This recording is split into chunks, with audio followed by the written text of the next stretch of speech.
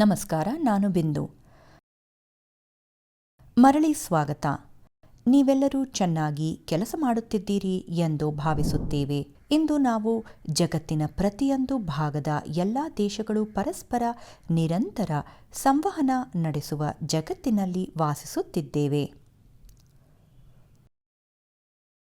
Toothpaste, mobile, bus ಅಥವಾ ಆಹಾರ ಪದಾರ್ಥಗಳನ್ನು ನೀವು ಪ್ರತಿದಿನ ಬಳಸುವ ಉತ್ಪನ್ನಗಳನ್ನು ನೋಡಿದರೆ ಇವುಗಳನ್ನು ಕೆಲವು ದೂರದ ದೇಶಗಳಲ್ಲಿ ಉತ್ಪಾದಿಸಲಾಗಿದೆ ಎಂದು ನೀವು ಕಾಣಬಹುದು.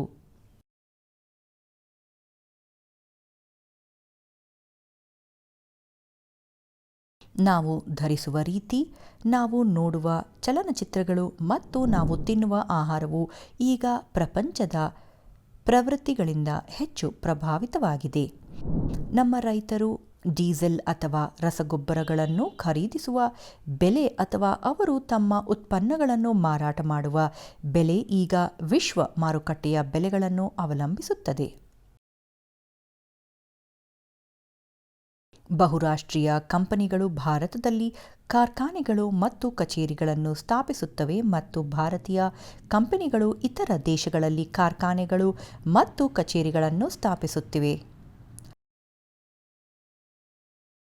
ಹೀಗಾಗಿ ಇಂದು ನಾವು ಬಹಳ ನಿಕಟವಾಗಿ ಬಂಧಿತವಾಗಿರುವ ಜಗತ್ತಿನಲ್ಲಿ ವಾಸಿಸುತ್ತಿದ್ದೇವೆ ಎಂದು ನಾವು ನೋಡುತ್ತೇವೆ. ಜನರು ಉತ್ತಮ ಭೂಮಿಯನ್ನು ಹುಡುಕಲು ಅಥವಾ ಕ್ಷಾಮ ಅಥವಾ ರೋಗಗಳಿಂದ ತಪ್ಪಿಸಿಕೊಳ್ಳಲು ವಲಸೆ ಹೋದರು.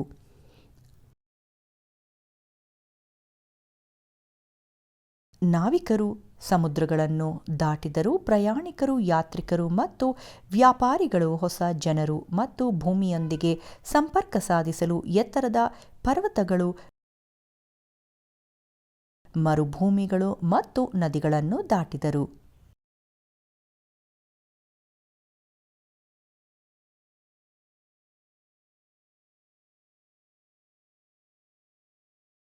ರಾಜರು ಮತ್ತು ಸೈನಿಕರು ತಮ್ಮ ರಾಜ್ಯಗಳನ್ನು ವಿಸ್ತರಿಸಲು ಹೊಸ ಭೂಮಿಯನ್ನು ವಶಪಡಿಸಿಕೊಂಡರು.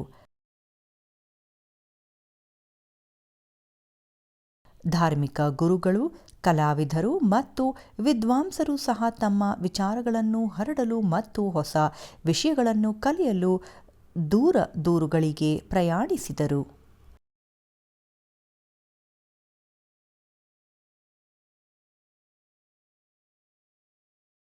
ಆದಾಗ್ಯೂ ಕಳೆದ ಕೆಲವು ಶತಮಾನಗಳಿಂದ ಪ್ರಪಂಚದ ವಿವಿಧ ಭಾಗಗಳ ನಡುವಿನ ಈ ಸಂಪರ್ಕವು ಅಗಾಧವಾಗಿ ಬೆಳೆದಿದೆ. ಅದು ನಾವು ಗ್ಲೋಬಲ್ ವಿಲೇಜ್ನಲ್ಲಿ ವಾಸಿಸುತ್ತಿರುವಂತೆ ತೋರುತ್ತಿದೆ.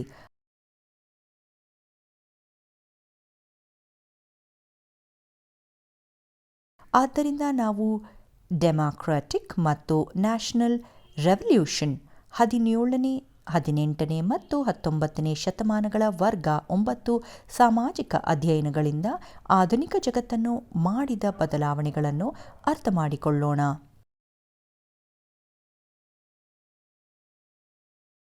ಕಲಿಕೆಯ ಫಲಿತಾಂಶಗಳು. ನೀವು ಇದರ ಬಗ್ಗೆ ಕಲಿಯಲು ಸಾಧ್ಯವಾಗುತ್ತದೆ. ಈ ಆಧುನಿಕ ಜಗತ್ತು ಹೇಗೆ ಹುಟ್ಟಿಕೊಂಡಿತು? ಆಧುನಿಕ ಪ್ರಪಂಚದ ಮುಖ್ಯ ಆಲೋಚನೆಗಳು ಮತ್ತು ಚಲನಾ ಪ್ರಕ್ರಿಯೆಗಳು ಯಾವುವು ಮತ್ತು ಪ್ರಪಂಚದ ವಿವಿಧ ಭಾಗಗಳು ನಾವು ಇಂದು ಮತ್ತು ಸುತ್ತಲೂ ನೋಡುತ್ತಿರುವುದನ್ನು ರಚಿಸುವಲ್ಲಿ ಹೇಗೆ ಭಾಗವಹಿಸಿವೆ? ಪ್ರಮುಖ ಪದಗಳು: ಗ್ಲೋಬಲ್ ವಿಲೇಜ್, ಜನರು ಕಂಪ್ಯೂಟರ್, ಟೆಲಿವಿಷನ್ ಇತ್ಯಾದಿಗಳಿಂದ ಸಂಪರ್ಕ ಹೊಂದಿದ ಸಮುದಾಯದ ಮತ್ತು ಎಲ್ಲರೂ ಪರಸ್ಪರ ಅವಲಂಬಿಸುತ್ತಾರೆ.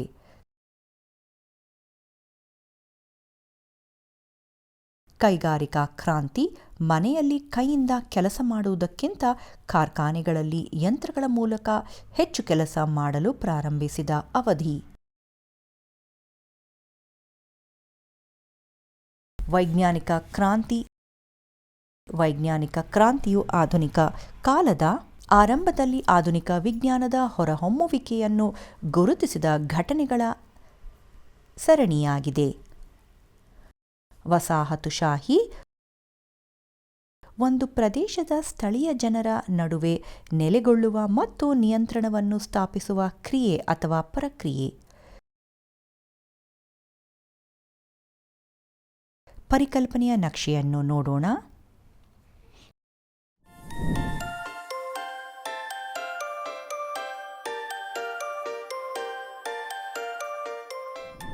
ಆಧುನಿಕ ಜಗತ್ತನ್ನು ಮಾಡಿದ ಬದಲಾವಣೆಗಳು. ಇಡೀ ಪ್ರಪಂಚದ ಏಕೀಕರಣವು ಸುಮಾರು 1450 ಸಿಇ ಇಂದ ಬಹಳ ವೇಗವಾಗಿ ಪ್ರಗತಿ ಹೊಂದಿತು. ಇದರೊಂದಿಗೆ ಜನರು ಕೆಲಸ ಮಾಡುವ ಆಲೋಚನೆ ಮತ್ತು ಆಡಳಿತದ ರೀತಿಯಲ್ಲಿ ಅನೇಕ ಪ್ರಮುಖ ಬದಲಾವಣೆಗಳನ್ನು ಕಂಡುಬಂದವು. ಈ ಅನೇಕ ಬದಲಾವಣೆಗಳು ಆಧುನಿಕ ಪ್ರಪಂಚದ ಕೆಲವು ಪ್ರಮುಖ ಲಕ್ಷಣಗಳ ಅಭಿವೃದ್ಧಿಯನ್ನು ಸಕ್ರಿಯಗೊಳಿಸಿದವು. ಉದಾಹರಣೆಗೆ, ಇಂದು ನಾವು ಬಳಸುವ ಹೆಚ್ಚಿನ ವಸ್ತುಗಳನ್ನು ಕಾರ್ಖಾನೆಗಳಲ್ಲಿ ದೊಡ್ಡ ಪ್ರಮಾಣದಲ್ಲಿ ಯಂತ್ರಗಳೊಂದಿಗೆ ಉತ್ಪಾದಿಸಲಾಗುತ್ತದೆ ಮತ್ತು ನಾವು ಅವುಗಳನ್ನು ಮಾರುಕಟ್ಟೆಯಿಂದ ಖರೀದಿಸುತ್ತೇವೆ. ಕೃಷಿಯಲ್ಲಿ ನಾವು ಮಾರುಕಟ್ಟೆಯಲ್ಲಿ ಮಾರಾಟ ಮಾಡಲು ಆಧುನಿಕ ವಿಧಾನಗಳು, ಯಂತ್ರಗಳು ಇತ್ಯಾದಿಗಳನ್ನು ಬಳಸುತ್ತೇವೆ. ಇದು ನಾವು ಕೈಗಾರಿಕಾ ಕ್ರಾಂತಿ ಎಂದು ಕರೆಯುವ ಪ್ರಮುಖ ಬದಲಾವಣೆ ಫಲಿತಾಂಶವಾಗಿದೆ.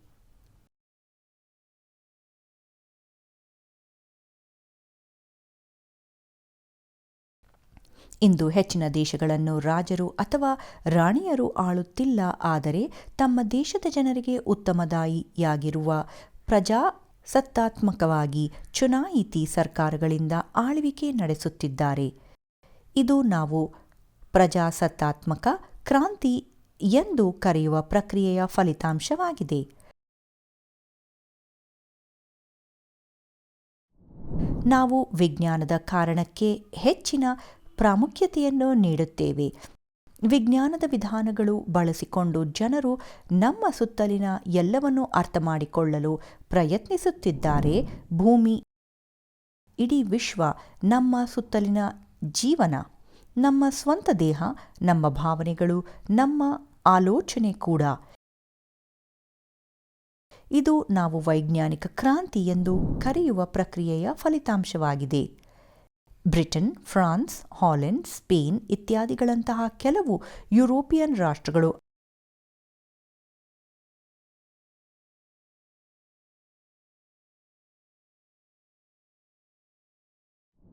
ಆಫ್ರಿಕಾ, ಏಷ್ಯಾ, ದಕ್ಷಿಣ ಮತ್ತು ಉತ್ತರ ಅಮೆರಿಕಾದ ಹೆಚ್ಚಿನ ಮೇಲೆ ನಿಯಂತ್ರಣ ಸಾಧಿಸಿದವು. ಇದು ಈ ದೇಶಗಳಲ್ಲಿ ವಾಸಿಸುವ ಜನರ ಜೀವನದ ಬಲವಂತದ ರೂಪಾಂತರಕ್ಕೆ ಕಾರಣವಾಯಿತು. ಈ ಪ್ರಕ್ರಿಯೆಯನ್ನು ವಸಾಹತುಶಾಹಿ ಎಂದು ಕರೆಯಲಾಗುತ್ತದೆ. ವಸಾಹತುಗಳ ಜನರು ಸ್ವಾತಂತ್ರ್ಯಕ್ಕಾಗಿ ಹೋರಾಡಿದರು ಮತ್ತು ಪ್ರಪಂಚದ ಎಲ್ಲ ದೇಶಗಳಲ್ಲಿ ಬಡವರು ಮತ್ತು ವಂಚಿತ ಜನರು ಸಮಾನ ಹಕ್ಕುಗಳು,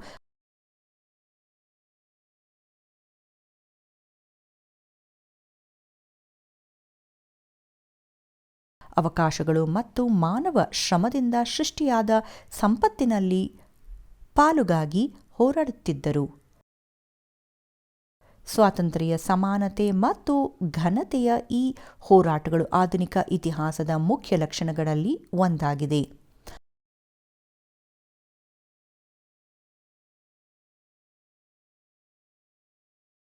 ಆರಂಭಿಕ ಆಧುನಿಕ ಅವಧಿ 1450 ಮತ್ತು 1750ರ ನಡುವಿನ ಅವಧಿಯನ್ನು ಸಾಮಾನ್ಯವಾಗಿ ಆರಂಭಿಕ ಆಧುನಿಕ ಅವಧಿ ಎಂದು ಕರೆಯಲಾಗುತ್ತದೆ.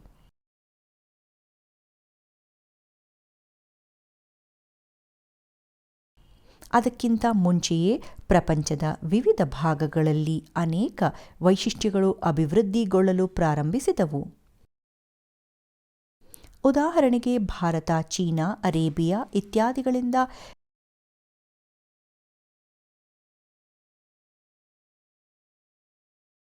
ವ್ಯಾಪಾರಿಗಳು ಸಮುದ್ರ ಮಾರ್ಗವಾಗಿ ಇತರ ದೇಶಗಳಿಗೆ ಬಹಳ ಸಮಯದಿಂದ ಸರಕುಗಳನ್ನು ಸಾಗಿಸುತ್ತಿದ್ದರು.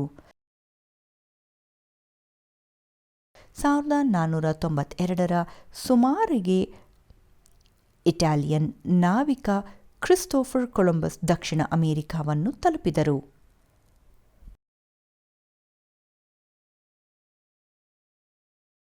ಪೋರ್ಚುಗೀಸ್ ನಾವಿಕ ವಾಸ್ಕೋ ಡ ಗಾಮ 1498ರಲ್ಲಿ ಆಫ್ರಿಕಾವನ್ನು ಸುತ್ತುವ ಮೂಲಕ ಭಾರತಕ್ಕೆ ಸಮುದ್ರ ಮಾರ್ಗವನ್ನು ರೂಪಿಸಿದರು.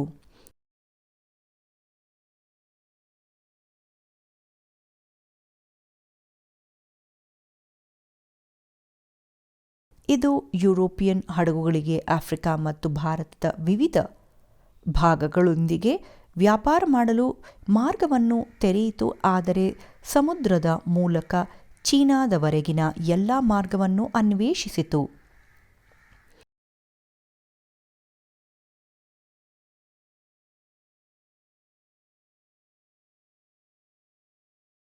ವ್ಯಾಪಾರದ ವಿಸ್ತರಣೆಯು ಅಂತಾರಾಷ್ಟ್ರೀಯ ಮಾರುಕಟ್ಟೆಗಳಿಗೆ ಕೃಷಿ ಮತ್ತು ಕರಕುಶಲ ಉತ್ಪಾದನೆಯನ್ನು ಉತ್ತೇಜಿಸಿತು.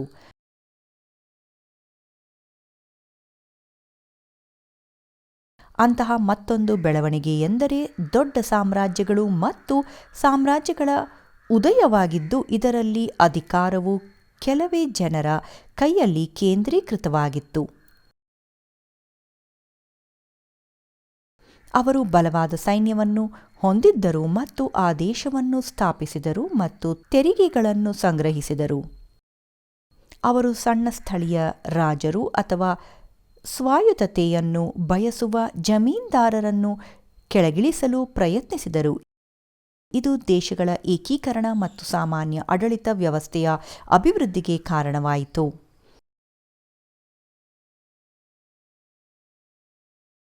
ಉದಾಹರಣೆಗೆ, ಭಾರತದಲ್ಲಿ ಮುಘಲ್ ಸಾಮ್ರಾಜ್ಯವು ಪ್ರಬಲವಾದ ಕೇಂದ್ರ ಸರ್ಕಾರ ಮತ್ತು ಆಡಳಿತ ವ್ಯವಸ್ಥೆಯನ್ನು ಅಭಿವೃದ್ಧಿಪಡಿಸಿತು.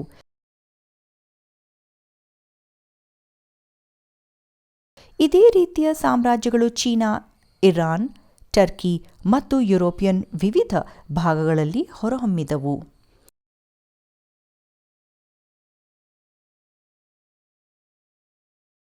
ಆರಂಭಿಕ ಆಧುನಿಕ ಅವಧಿಯು ವಿಜ್ಞಾನ, ವಿಶೇಷವಾಗಿ ಖಗೋಳಶಾಸ್ತ್ರ, ಗಣಿತ, ತತ್ವಶಾಸ್ತ್ರ ಇತ್ಯಾದಿಗಳಲ್ಲಿ ಪ್ರಮುಖ ಪ್ರಗತಿಯನ್ನು ಮಾಡಿದ ಸಮಯವಾಗಿದೆ.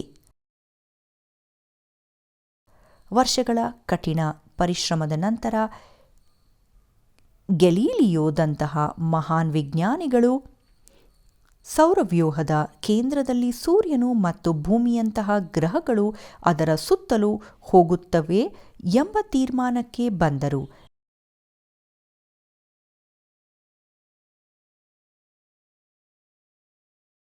ನೀಲಕಂಠ ಸೋಮಯಾಜಿ, ಡೆಸ್ಕಾರ್ಟೆಸ್ ಮತ್ತು ನ್ಯೂಟನ್ ನಂತಹ ಮಹಾನ್ ಗಣಿತಜ್ಞರು ಗ್ರಹಗಳು ಮತ್ತು ನಕ್ಷತ್ರಗಳ ಚಲನೆಯನ್ನು ಅಧ್ಯಯನ ಮಾಡಲು ಹೊಸ ವಿಧಾನಗಳನ್ನು ಅಭಿವೃದ್ಧಿಪಡಿಸಿದರು.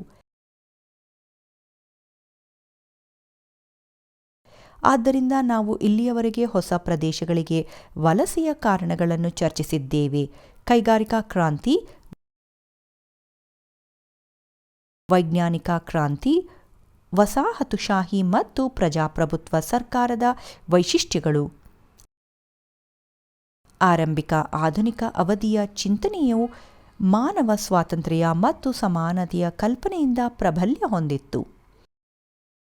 ಇದು ಧಾರ್ಮಿಕ ಚಿಂತನೆಯ ಮೇಲೆ ಹೆಚ್ಚಿನ ಪ್ರಭಾವ ಬೀರಿತು.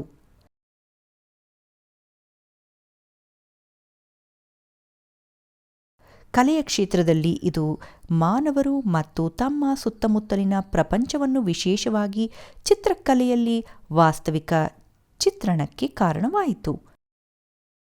ಆಧುನಿಕ ಕಾಲದ ಆರಂಭದಲ್ಲಿ ಈ ಎಲ್ಲ ಬದಲಾವಣೆಗಳು ಉತ್ತಮ ಬೆಳವಣಿಗೆಗಳಿಗೆ ದಾರಿ ಮಾಡಿಕೊಟ್ಟವು.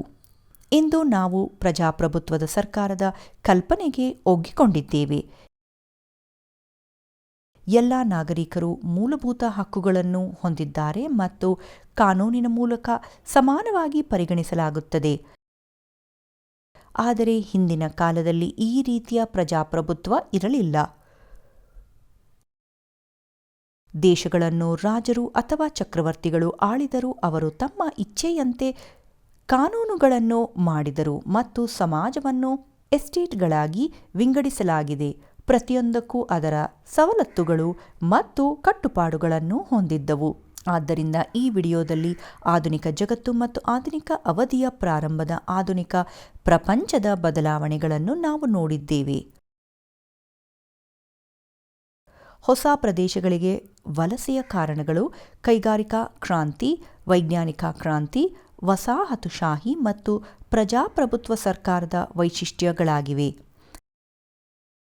ನೀವು ವಿಡಿಯೋವನ್ನು ಇಷ್ಟಪಟ್ಟಿದ್ದೀರಿ ಎಂದು ಭಾವಿಸುತ್ತೇವೆ.